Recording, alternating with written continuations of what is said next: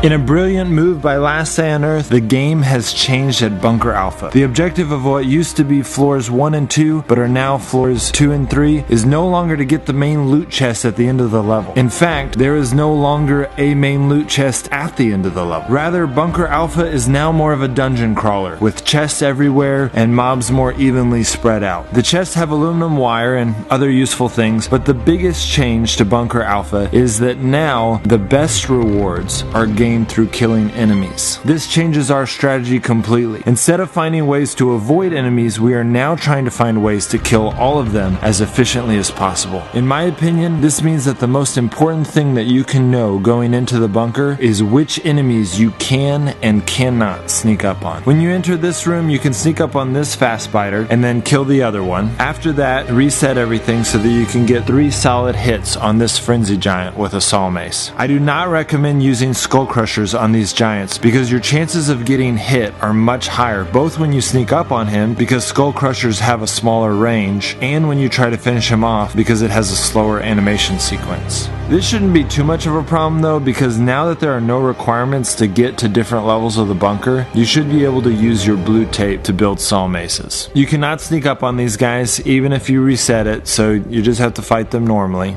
This part is the same as it used to be. Make sure that you get on the far side of this room so that you can sneak up on both of these guys. Sadly, you can't do that over here. Once you're done with that, sneak up on this guy and kill both of these floater bloaters. One quick note here, if you ever have a giant chasing you and you just need a second to think, you can always use a wall like this to keep him occupied while you decide what you're gonna do next. Here I tried to get fancy by sneaking up on this giant while the other giant was chasing me. I thought maybe I could save myself some trips to the elevator, but it didn't end up saving me any time. Honestly, if you are wanting to save guns, then be prepared to take an excruciating amount of trips to the elevator. If you aren't as concerned about stockpiling guns, then I recommend hitting each of these giants once with a saw mace and then finishing them off with a gun. This will make it to where you use 18% of your gun instead of 25%. You don't have to kill this turret, but it only costs you 15% of a gun, and the chest it is guarding is, in my opinion, definitely worth it. You kill these guys like normal.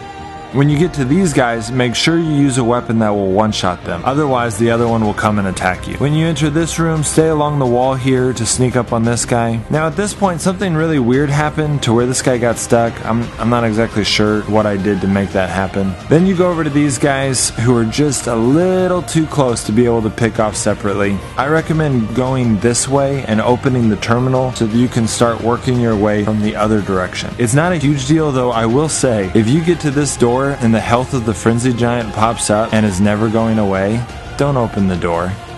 That's what he wants you to do. Okay, so now we're working from this direction. This giant cannot be snuck up on, so you have to decide whether or not you think it's worth it to use 25% of a gun for a red ticket. I don't have time to explain their ticket system in this video, and I'm still gathering more information, but I think it is worth it to use your gun here because just considering guns and armor alone, each red ticket is worth 9% of a really good gun and 13% of a piece of SWAT gear. I'll explain more in an upcoming video. I feel like going from this direction is quite a bit easier because there's no blood patches or gas emissions between you and the elevator. They moved the 2 toxic abominations that used to be part of this group, which makes it a lot easier. All you do is kill the 4 fast spiders and then reset everything with the elevator. At this point, I recommend killing one of these 2 giants by doing 1 sneak attack and then finishing them off with a gun. There is a way to only use melee weapons on them and not have them hit you, but it's kind of complicated and pretty time consuming, so I didn't bother with it here. I might post a video showing this tactic later if enough of you are interested in seeing it. After you kill one of them, then you can use the elevator trick on the other one. You can also use the elevator trick on this giant, but make sure to really hug this wall tight as you're sneaking up on him. Last but not least, you cannot sneak up on this giant, so he will require another 25% of a gun. Hope that helps, guys. Tomorrow I'll be posting my strategy on the 3rd floor. Also, this week I'm hoping to play live a few times. I'll probably start with doing something pretty basic, like a food run or something. That way I can get used to playing live, so that the next time Last Day on Earth comes out with a bunker update, I can go through it with you guys live.